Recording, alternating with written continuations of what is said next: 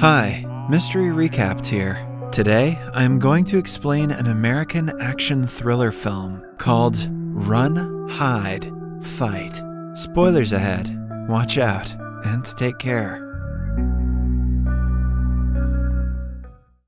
Zoe Hull is a senior in high school. After the recent death of her cancerous mother, Zoe has completely pulled out of life. One morning, she and her father Todd are on a hunting mission. He aims at a buck that doesn't die instantly after getting shot. The father and daughter have two options: either wait and let the animal die a painful death, or mercy kill it. As Todd tries explaining what might be a better option, Zoe picks up a rock and slams it into the buck's head. Todd is left shocked at the lack of sympathy she feels for the animal. He knows her strange behavior is rooted in the trauma caused by her mother's death. Later, during breakfast, Zoe hallucinates talking to her mother, as she frequently does. She knows it sounds crazy and hasn't told anyone yet, but talking to her is the only thing that gives Zoe comfort in life. Her best friend Lewis comes to pick her up for school. On their way, they're troubled by a vehicle full of douchebags from their school who send their car off the road. While waiting for it to start, Zoe notices one of her classmates, named Chris, placing an object in the middle of the field. She thinks it is weird, but it is normal for someone like Chris, who is considered an outcast. Today is the senior prank day at school. The senior students play several silly tricks on teachers, which both Zoe and Lewis dread. In class, Zoe's chemistry teacher, Mrs. Jane, notices her obvious change in behavior after her mother's unfortunate death. She tries talking to her about it, but is instantly dismissed. Following that, Zoe finds a promposal from Lewis inside her locker. She never wanted to go to the prom and is dreading that she will have to reject him. They meet in the cafeteria at lunch, but she tries avoiding the subject. Lewis brings it up and clarifies that he is asking her as a friend because he doesn't want them to be home when the rest of the school is having fun. Zoe is clearly upset and excuses herself to go to the bathroom. At the same time, several unharmful explosions are taking place throughout the city. The police, paramedics, and firemen are busy trying to control the situation. It is clear that the explosions are intentional. When Zoe walks into the bathroom, she sees a bully, Anna, hiding something above a vent. After the bully leaves, she checks the vent, but finds nothing. Back in the cafeteria, a van suddenly drives in through the glass door and hits a guy. The guy Zoe had seen earlier that morning, named Chris, steps out of the vehicle and shoots the injured man dead. He is joined by a group of three: Anna from the bathroom earlier, who is also Chris's sister, the school's loser, Kip, and the leader of the gang, Tristan.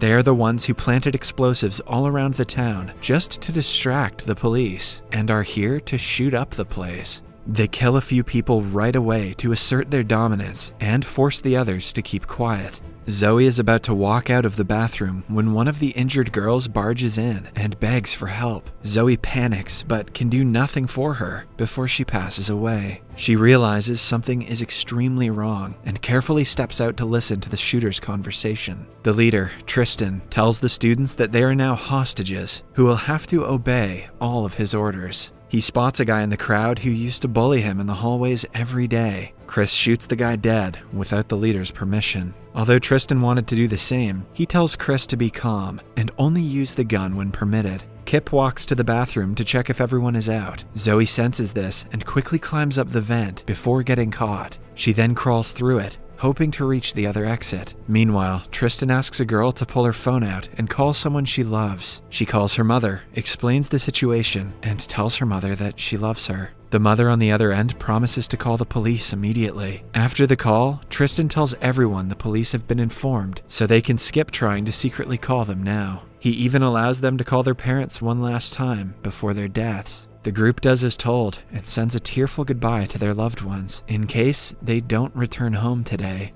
When Zoe is over the kitchen, the vent breaks and she falls to the floor. The noise invites Chris in, who looks for the intruder. The kitchen lady comes outside to save a hiding Zoe and takes a bullet for her. Zoe is left shocked at her limp self lying on the floor, but she composes herself quickly. Tristan then calls the school's receptionist and tells her about the dead students. She doesn't believe him, but informs the security guard and the principal immediately. Somewhere else, Zoe manages to step out of the school through the back door in the kitchen. She meets a group of classmates and informs them of what is happening inside. Following the call, Tristan asks all hostages to start a live stream on any platform they wish to. He wants to make a statement and let the entire world know what he is doing. The stream starts, and he asks all the platforms to cooperate because if they ban the streams, more people will die.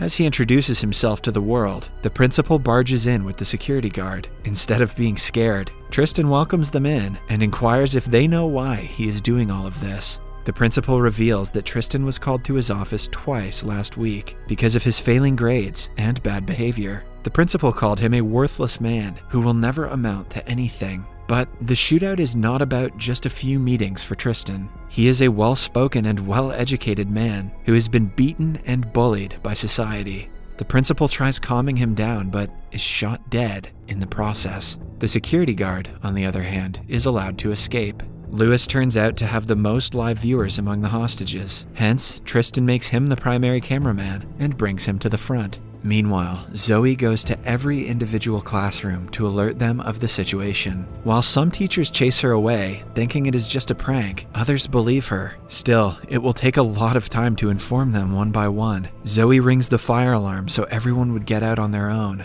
However, Anna, who is in the electrical room, kills a guard and destroys all the switches. This turns the alarm off, and everyone who had come out of their classroom goes back inside. The receptionist announces from the speakers that the school is in lockdown and asks the students to stay put. Just then, the first batch of policemen arrive. By now, some channels have started to pick up the news, but Tristan wants them to broadcast the live stream on national television. When Zoe finally reaches the receptionist's desk, a bag of explosives goes off, killing everyone but her. The group had already planned the attack so the students won't be notified, but the explosion was a bit late. Zoe hallucinates her mother talking to her, telling her that the situation is absurd. Suddenly, Anna comes into her view, so she pretends to be dead. After she walks away, Zoe bangs on a classroom door to continue alerting people. However, Anna hears her and comes looking for the noise. Zoe tries to escape, but her leg is shot in the process. The girls end up in the teacher's room, which is filled with balloons that the students arranged as a prank. Zoe hides inside the room and attacks when Anna is vulnerable. After a little bit of a struggle, she manages to shoot her dead. The police find out about Tristan's family background and address. A policeman goes to his home, only to find his mother lying dead on the sofa. She seems to have been there for a few days now. It is evident that Tristan killed her. Meanwhile, in school, Tristan puts Chris in charge and makes his way to a Spanish class. The teacher asks him to stop, but he, in turn, makes her take her top off. She has to reluctantly stand in front of the camera as the thousands of people in the live stream watch her. Then, Todd hears the news about the shooting and rushes to the school in his truck. By now, several parents, police, and reports have gathered outside. Chris starts hearing voices in his head, which is the main reason why he joined Tristan in the mission. The voices make him fire at the police outside. The noise attracts Tristan's attention, and he returns to the cafeteria, taking the Spanish teacher and her students with him. Moments later, Kip bumps into Zoe and follows her while firing at her. They end up in a slippery hallway where Zoe attacks him with a fire extinguisher and knocks him out. She then brings him to the auditorium and handcuffs him to a seat. Her mother appears yet again and talks about how Zoe is holding her back from being fully dead because she cannot let go of her. When Kip wakes up, he sees her talking to herself and instantly assumes she is like him. Zoe inquires why he got involved in the shooting. It turns out that he was stripped naked in front of the assembly in middle school. Ever since, people have giggled behind his back. Zoe asks if he ever thought that the people giggling were just happy. She belittles him for killing those who didn't have anything to do with the bullying. She also mentions that more people are going to talk about the assembly incident when they find out he is involved in the shooting.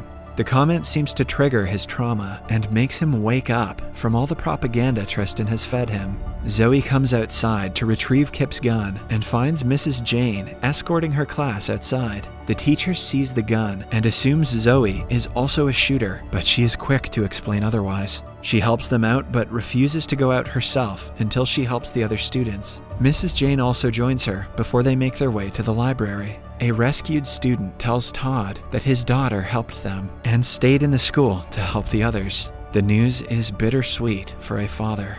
Tristan quickly catches on that someone is helping the students escape. He calls Anna's number and demands to talk to the person behind all of this. Zoe bravely tells him that she killed Anna. Tristan asks her to come to the cafeteria in 5 minutes before he starts murdering the hostages. To let her know that he is being serious, he shoots a random girl. Todd watches this on the live stream and brings his hunting rifle out, deciding to save his daughter on his own.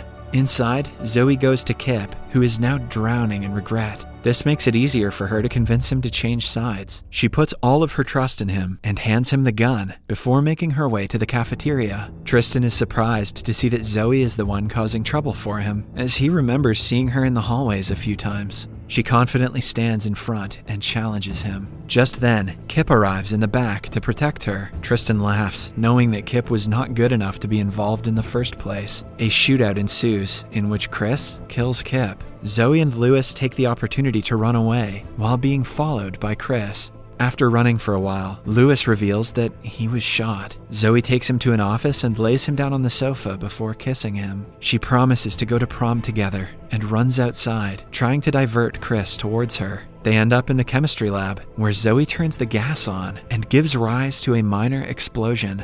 The flames are enough to catch Todd's attention, who is now in the woods behind the school. He has snuck in to save his daughter. Eventually, Chris finds Zoe and is about to kill her, but seconds before, Todd shoots him dead. The police find him right after and arrest him, but he is relieved to have saved his daughter. Tristan calls Chris on the phone, but Zoe picks up. By her side is her mother, who encourages her to fight harder. Zoe sends Tristan a picture of Chris's dead body and asks him what he thinks of it. Tristan sees his entire plan failing now that he is alone. As a last resort, he enters the van and triggers an explosive. On the call, Zoe tells him that all of his work was a waste. He wanted to prove a point to people, but instead of him, the public will remember her. Tristan realizes it is true and loses his mind. He chooses a random guy from the hostages and takes him to the rooftop, leaving the others alone.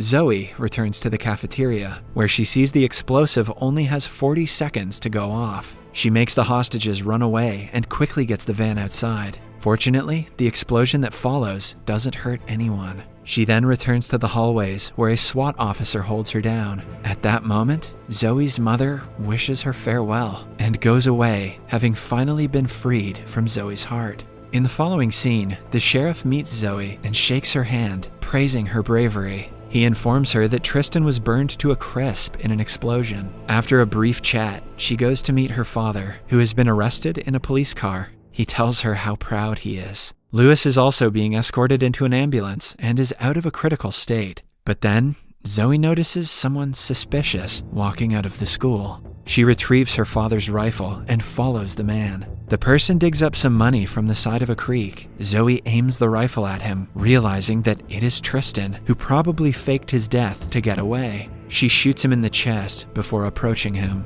He hasn't died yet, just like the buck at the beginning of the film. But unlike the buck, he doesn't deserve her mercy, so she leaves him to die a painful death. In the last scene, we see her returning to the school grounds and informing the sheriff of what happened.